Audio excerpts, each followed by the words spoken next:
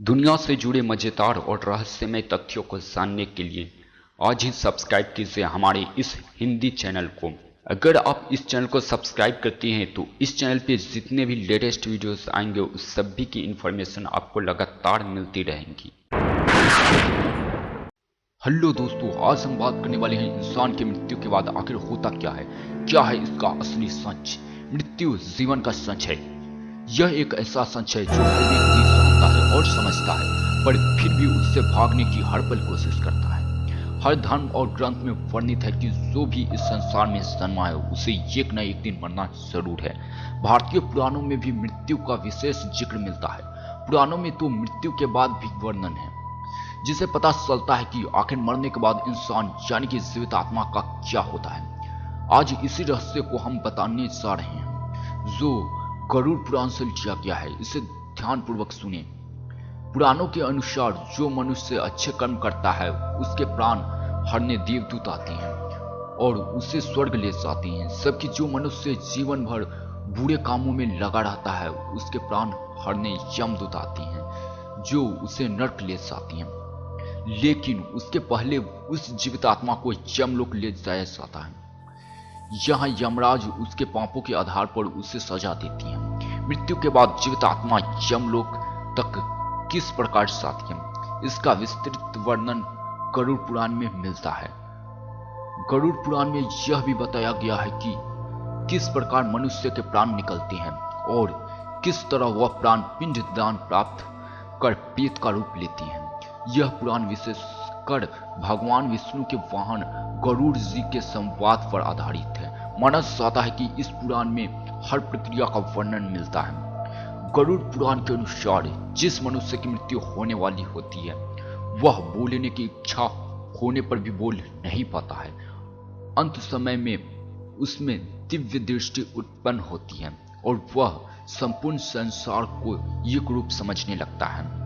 उसकी सभी इंद्रियां नष्ट हो जाती है और वह जड़ अवस्था में हो जाता है, यानी हिलने जुलने में असमर्थ हो जाता है। इसके बाद उसके मुंह से झाग निकलने लगते हैं और लार टपकने लगती है।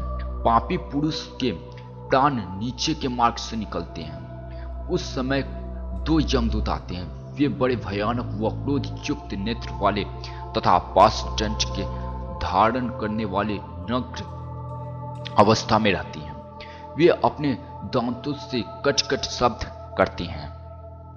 यमदूतों की कौवे जैसे काले काले बाल होती हैं। उनका मुंह टेढ़ा मेढ़ा होता है। नाखून की उनके शस्त्र होती हैं। ऐसे यमराज के दूतों को देखकर प्राणी भयभीत होकर मलमूत्र त्याग करने लग जाते हैं। उस समय शरीर से अंगूठे के बराबर जीव का हाथ शब्द करता हुआ निकलता है, जिसे यमदूत पकड़ ले जाते हैं। यमराज की दूत उस भोगने वाले शरीर को पकड़कर पास गले में बांधकर उसी क्षण यमलोक ले जाती हैं, जैसे राजा के सैनिक दंडनीय प्राणी को पकड़कर ले जाते हैं। उसी पापी जीवित आत्मा को रास्ते में थकने पर भी यमराज के दूत भयभीत करती हैं और उसको नरक की दुख को बार बार सुनाती हैं। यमदूतों की ऐसी भयानक बातें सुनकर पापात्मा जोर जोर से रोने लगती है, किंतु यमदूत उस पर बिल्कुल भी तैयार नहीं करती। इसके बाद वह अंगूठे के बराबर भोगने वाला शरीर यमदूतों से डरता और कांपता हुआ कुत्तों के काटने से दुखी हो अपने किए हुए पापों को याद करते हुए चलता है। आग की तरह गर्म हवा तथा गर्म बालू पर वह जीव चल नहीं पाता है और वह भूख प्यास से भी व्याकुल हो उठता है। तब यमदूत उसकी पीठ पर चाबुक मारते हुए उसे आगे ले जाती हैं। वह जीव जगह जगह गिरता है और बेहोश हो जाता है और फिर उठकर चलने लगता है। इस प्रकार यमदूत उस पापी को अंधकार रूप मार्ग से यमलोक ले जाती हैं। घर में आकर वह जीवित आत्मा अपने शरीर में पुनः प्रवेश करने की इच्छा करती है, परंतु यमदूत के पास बंधन से वह मुक्त नहीं हो पाती है और भूख प्यास के कारण रोती है। पुत्र आदि जो पिंड और अंत समय में दान करते हैं उससे भी प्राणी की तृप्ति नहीं होती, क्योंकि पापी पुरुषों का दान श्रद्धांजलि द्वारा तृप्ति नहीं मिलती। इस प्रकार भूख प्यास से युक्त होकर वह जीव यमलोक को जाता है। गरुड़ पुराण के अनुसार मनुष्य की मृत्यु के बाद 10 दिन तक पिंडदान अवश्य करना चाहिए। उस पिंडदान के प्रतिदिन 4 भाग होते हैं। उसमें 2 भाग तो पंच महाभूत देव की पुष्टि देने वाले होते हैं, तीसरा भाग यमदूत का होता है तथा चौथा भाग प्रेत आत्मा का।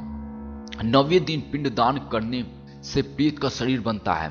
10वें दिन पिंडदान करने से उस शरीर को चलने की शक्ति प्राप्त होती है। गरुड़ पुराण के अनुसार शव को जलाने के बाद पिंड से हाथ के बराबर का शरीर उत्पन्न होता है। वही यमलोक के मार्ग में शुभ अशुभ फल को भोगता है। पहले दिन पिंडदान से मुर्दा, दूसरे दिन से गर्दन और कंधे, तीसरे दिन से हृदय, चौथे दिन से पिंड के पीठ, 5वें दिन से नाभि, 6ठे और 7वें दिन से कमर और नीचे का भाग, 8वें दिन से पैर, 9वें और 10वें दिन से भूख प्यास आदि उत्पन्न होती है। ऐसे पिंड शरीर को धारण कर भूख प्यास से व्याकुल प्रेत 11वें और 12वें दिन का भोजन करता है। यमदूतों द्वारा 13वें दिन प्रेत को बंदर की तरह पकड़ लिया जाता है। इसके बाद वह प्रेत भूख प्यास से तड़पता हुआ यमलोक को अकेला ही जाता है।